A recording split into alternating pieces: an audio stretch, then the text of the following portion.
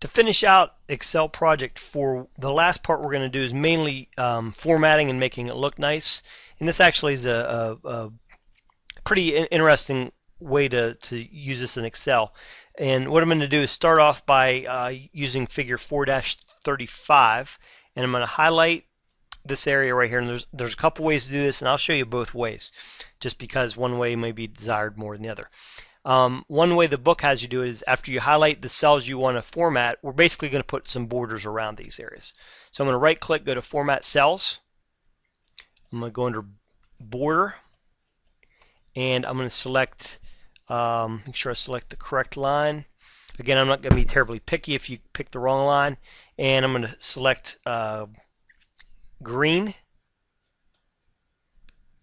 And now, to get this to be how you want it, if you hit the outline, it'll put the border around the outlined area, but I also want to put the line in the middle.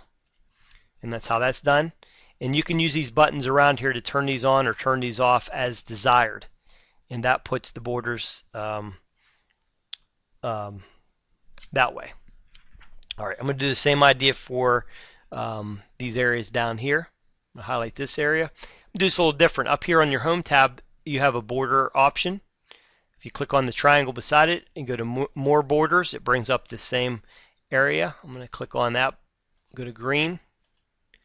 I'm going to do outside in the line. Let's see how this looks. Looks okay, but they also added one extra feature. They want this area here to be bordered also. So I'm going to highlight just those items in row 10. Come up here. I had to turn that one on for whatever reason, and now that puts a border around that. Looks pretty good. Same idea here. I'm going to highlight this whole area. I'll do it the way the book did it. Go to Format Cells. Choose the line. Choose the color. Go Outline. Line in the middle. Does that. I'm going to do the same up here. I need to put all of these around. And you may find a slightly faster way to do this in less steps. Now how do they have this bottom part here? They have, I'm going to highlight row 15 because this is a little different. I'm going to go to more borders. In this case, I'm going to turn off these lines, and I just want to have the bottom line on. Let's see how this looks. Okay, let me do that again the correct way. More borders. I want the bottom line, but I also need the vertical lines. And that looks good.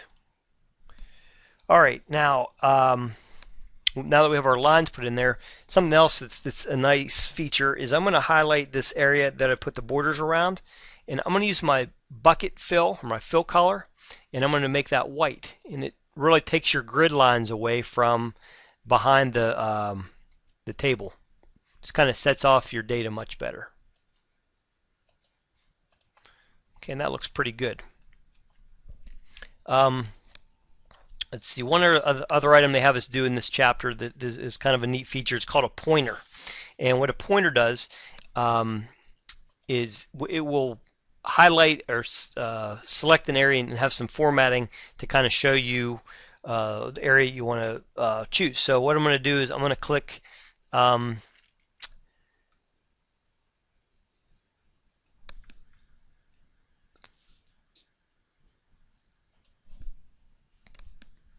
highlight this whole area. This is our rate, because what we'll do is we'll have the rate be highlighted of whatever rate we're going to use up here for our loan. So I'm going to go under Home.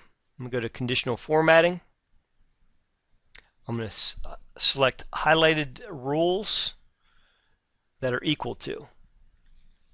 And what we're going to do here is I'm going to select